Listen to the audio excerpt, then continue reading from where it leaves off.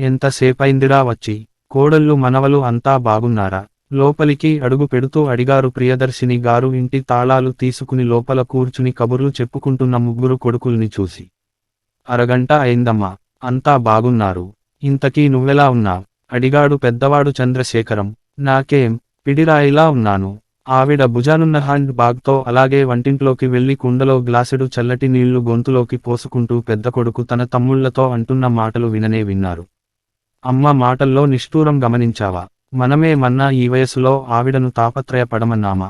సుఖంగా మన ఇళ్లకి వచ్చి కోడళ్లతో కలిసి మనవలతో హాయిగా ఆడుకుంటూ కృష్ణారామ అనుకోమని ఆహ్వానిస్తే, నా పల్లెటూరు, నా పొలం, మా ఆయన జ్ఞాపకం అని ఇక్కడే ఉండటం ఆవిడకు ఇష్టం. మనమే చేయగలం అన్నాడు మెల్లగా రెండో కొడుకు శశిధర్. పోనీలే అన్నయ్య, ఆవిడ చాదస్తం ఆవిడది. కానీ ఒక్కటి, మన మొత్తం కుటుంబంలో ఏ చిన్న విషయానికి జరిగినా అది ఆవిడ ద్వారా మాత్రమే జరగాలన్న పితకలాటకం నాకు నచ్చదు. ఎందుకో అంత తాపత్రయం నాకు అర్థం కాదు. పోనీలెద్దు, ఆవిడ విషయానికి వదిలేసి మన పని తొందరగా అయ్యేలా చూడండి. రేపు సెలవు కూడా లేదు అన్నాడు మూడవ కొడుకు శంకరం. ఆమె నేరుగా వచ్చి పిల్లల పక్కన ఖాళీగా ఉన్న ఇంకో కుర్చీలో కూర్చున్నారు. వెర్రి నా పుత్రుల్లారా, ఏ చిన్న విషయం మీ కుటుంబాల్లో జరిగినా నాకు తెలియచేయమని ఎందుకు అంటానో తెలుసా? మొదటిది, నా పిల్లలు నా పెద్దరికాన్ని గౌరవిస్తున్నారు అని 10 మందికి చెప్పుకోవడం కోసం. 2, ఆ విషయంలో నాకు తోచిన సాయం వీలైతే మీకు చేయడం కోసం. 3, రేపు మీకు పెద్దరికాలు వచ్చాక మీ పిల్లలు మిమ్మల్ని గౌరవించడం కోసం. అర్థం అయిందా? నా వయసు వచ్చాక మీ పిల్లలు మిమ్మల్ని తీసి పడేస్తుంటే మీరెంత బాధపడతారో తెలుసా? ఆ బాధ మీకు కలగకూడదని నా తాపత్రయం. సర్సరే, ఇవిగో పంట డబ్బులు. కాష్ ఈ రోజుల్లో తీసుకెళ్లడం ప్రమాదం. అసలే ఎలక్షన్స్ జరగబోతున్న రోజులు. ఇవిగో ఎవరి చెక్కులు వాళ్ళు జాగ్రత్త చేసుకోండి అంటూ ఎవరి చెక్కులు వాళ్ళకి ఇచ్చేశారామె. చాలా థాంక్స్ అమ్మా అన్నాడు శశిధర్. అసలు నువ్వు మా ఇళ్లకు ఎందుకు రావు? నీ కోడళ్ళు నిన్ను ఏమైనా అన్నారా? అదేదో నియమం పెట్టుకున్నట్టు మా పెళ్ళిళ్ళు అయ్యాక మొదటి 6 నెలలలో ఒకసారి వచ్చి 15 రోజులున్నా. మనవలు పుట్టాక అందరికీ ఇక్కడే బారసాల జరిపించాం. వాళ్ళు స్కూళ్లల్లో చేరకముందు ప్రతి పండగకి వచ్చి పడేసి రోజులు గడిపి వెళ్లేవాళ్లం. పిల్లలు అందరూ హై స్కూళ్ల స్థాయికి వచ్చేశారు. వాళ్లేమో బామ్మని పిలవండి నాన్న అంటారు.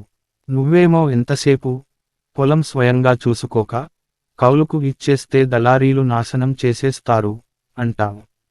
ఎండనక వాననక తిరిగేసి మాగాయి బద్దలా ఎలా అయిపోయావో చూడు.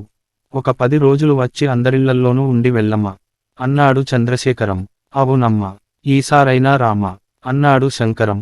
పిల్లల ఆప్యాయతకు ఆమె మనసు ఆర్ద్రత చెంది కళ్ళు చెమర్చాయి. రాబోయే కన్నీటిని బలవంతంగా ఆపుకున్నారామె. తప్పకుండా వస్తానర్రా.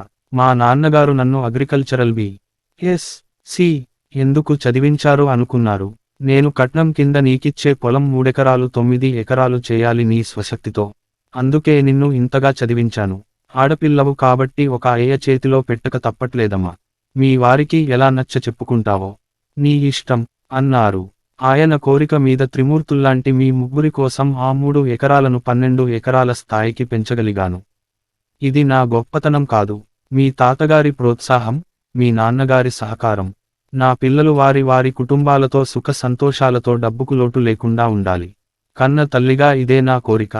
సర్సరే, కాళ్ళు కడుక్కుని అన్నాలకి లేవండి. మళ్ళీ నువ్వే లేటు చేశావమ్మా అని నన్నే అంటారు అని ఆమె ముగ్గురి కొడుకులను బొగ్గలు నిమిరి వీపుల మీద ఆప్యాయంగా రాసి కళ్ళు తుడుచుకుంటూ లోపలికి నడిచారామె. మరి ఈ ఇల్లు? అప్రయత్నంగా శంకరం నోటినుంచి వచ్చిన మాటకు ఆమె టక్కున ఆగారు. ఇప్పుడా సంగతి ఎందుకురా? ఒక పక్క రేపు సెలవు లేదంటున్నా, కదలవా? విసుక్కున్నాడు చంద్రశేఖరం. శంకరం మాటకు హఠాత్తుగా ఆగి కఠినంగా అన్నారామె. ఈ ఇల్లు మా అమ్మకు పసుపు కుంకుమగా ఇచ్చింది. మా అమ్మ నాకు ఇచ్చింది. మీ నాన్నగారి ఇల్లు అమ్మేసి ఆ డబ్బు మీరున్న నగరాల్లో అడ్వాన్సు పేమెంట్ కింద మీరు కొనుక్కున్న అపార్ట్మెంట్స్కు ఆనాడే ఇచ్చేశాను. ఈ ఇంటి గురించి అడిగే హక్కు మాత్రం ఎవరికీ లేదు. అవన్నీ తరువాత, ముందు అన్నాలకి లేవండి. ఆమె లోపలి వెళ్ళిపోయారు. ఓరే, నీకు వయసు వచ్చింది గానీ బుద్ధి రాలేదురా శంకరం. మన ఇంట్లో ఆడపిల్లలు లేరుగా. అమ్మ మనకు కాకపోతే ఎవరికీ ఇస్తుంది చెప్పు?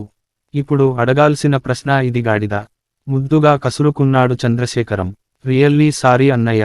నొచ్చుకుని అన్నల వెంట పెరట్లోకి నడిచాడు శంకరం. యాస్టరిస్క్.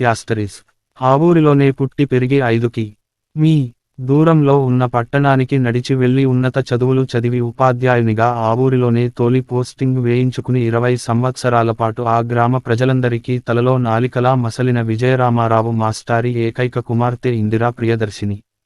వివాహమైన కొద్ది రోజులకే ఆయన భార్య టి. ఎటాక్ అయి గ్రామంలో సరైన వైద్యం దొరకక ప్రియదర్శినికి 6వ ఏటనే కన్ను మూసింది. ఎందరు పెద్దలు సూచించినా, సలహాలు ఇచ్చినా ఆయన రెండవ వివాహం చేసుకోకుండా ప్రియదర్శినిని కళ్లల్లో ప్రేమవత్తులు పెట్టుకుని మరీ పెంచారు. భారత ప్రధానిగా ఎక్కువ కాలం పనిచేసిన జవహర్లాల్ నెహ్రూ గారి స్ఫూర్తితో తన కుమార్తెకు ఇందిరా ప్రియదర్శిని అని పేరు పెట్టుకున్నారు ఆయన. విద్యావంతుడైన ఒక తండ్రి తన కుమార్తెతో స్నేహితునిగా మసలుకోవాలన్న సత్యాన్ని తన 10వ తరగతిలో తెలుగు సబ్జెక్ట్లో సెకండ్ నాన్ డీటెయిల్డ్గా జవహర్లాల్ నెహ్రూ జీవిత చరిత్రను చదివి గ్రహించిన ఆయన ప్రియదర్శినిని చదువుల తల్లిగా తీర్చిదిద్దారు. తనకున్న భాషా పరిజ్ఞానాన్ని నూరిపోశారు. ఎక్కడకు వెళ్ళినా ఒక కొత్త పుస్తకం కొని తెచ్చి ఇచ్చి అది చదివాక దాని సారాన్ని సంగ్రహంగా రాయించి, తప్పులు దిద్ది, భయం పోగొట్టడం కోసం పాఠశాలలో ఆ అంశం మీద ఆ పాప చేత 5 నిమిషాలు ప్రార్థనా సమయంలో మాట్లాడించేవారాయన. 10వ తరగతిలో ఆ గ్రామలో మొట్టమొదటి ప్రతిభా అవార్డు అందుకున్న అమ్మాయి ఇందిరా ప్రియదర్శిని. అప్పటికి జూనియర్ కళాశాల గ్రామంలో రావడంతో ఇంటర్ కూడా చదివించేశారు. తన కష్టార్జితంతో కొనుక్కున్న 3 ఎకరాలలో వారి పంట పండించేవారు. కూలీలతో కలిసి తాను ప్రియదర్శినితో సహా అరక దున్నేవారు.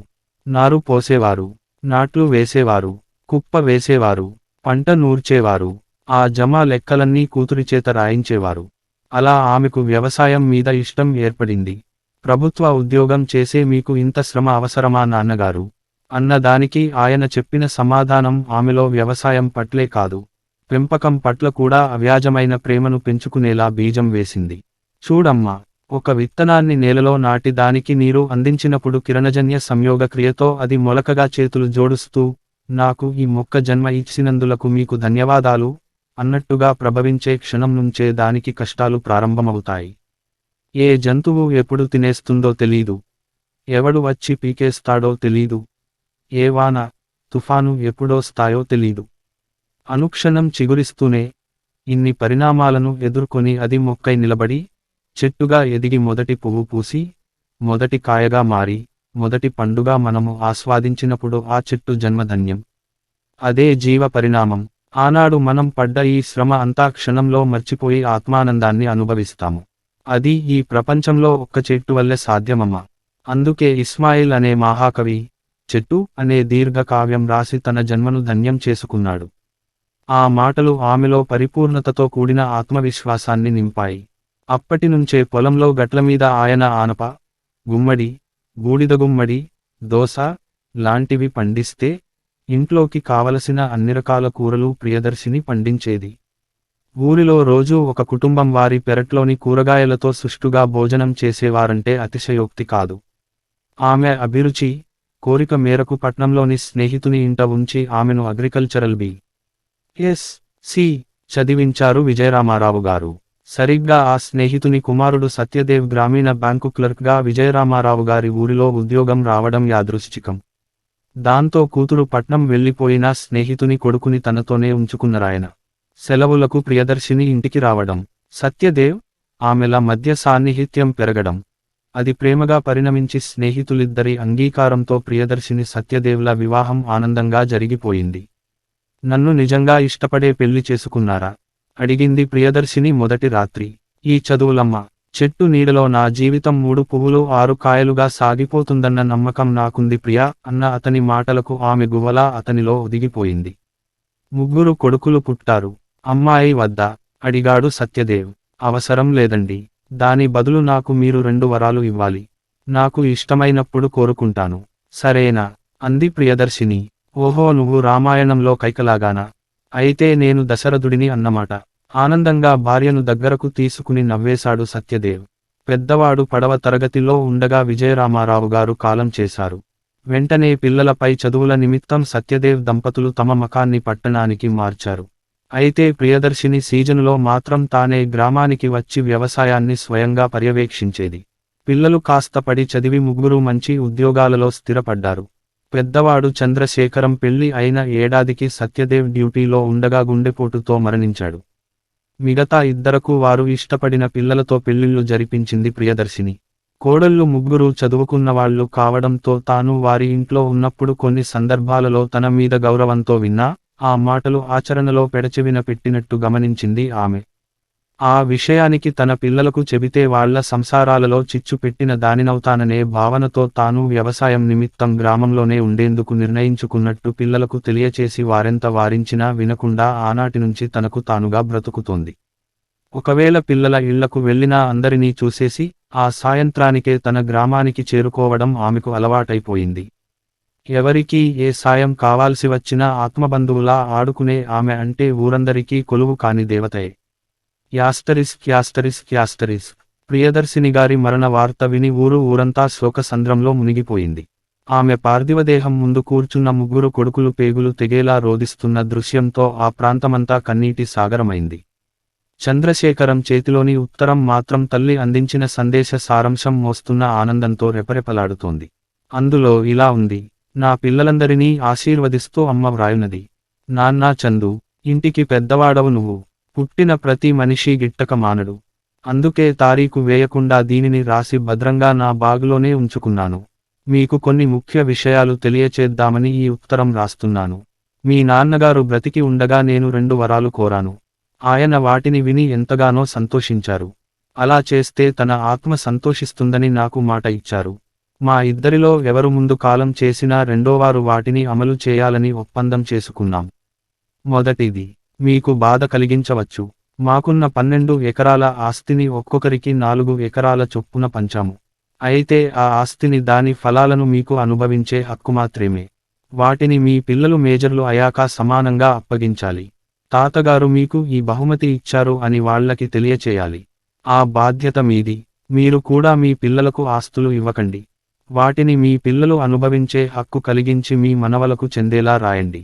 ఇది కేవలం బాధ్యత నేర్పడం కోసమే. ఇక రెండవ విషయానికి, నేను ఉన్న ఇల్లు. నా చిన్నప్పుడు ఈ గ్రామంలో గ్రంథాలయం ఉండేది కాదు. తాతగారు కొన్న ఎన్నెన్నో పుస్తకాలు నా దగ్గర బీరువాలలో భద్రపరిచాను. అన్నీ నేను చదివినవే. నేను డిగ్రీలో ఉండగా మన ఊరికి గ్రంథాలయం మంజూరు అయింది. అయితే అది శిథిలావస్థ భవనంలో ఇప్పటికీ నడవడం బాధాకరం. ప్రభుత్వానికి ఎన్నెన్నో విజ్ఞప్తులు నేను పంపాను. కానీ ఫలితం శూన్యం.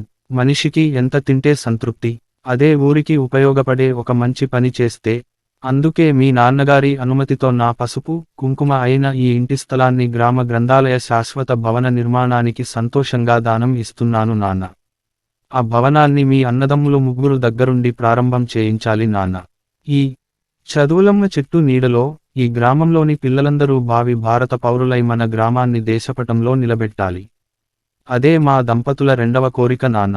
మా ఇద్దరి ఆశీసులు మీకు ఎల్లప్పుడూ ఉంటాయి.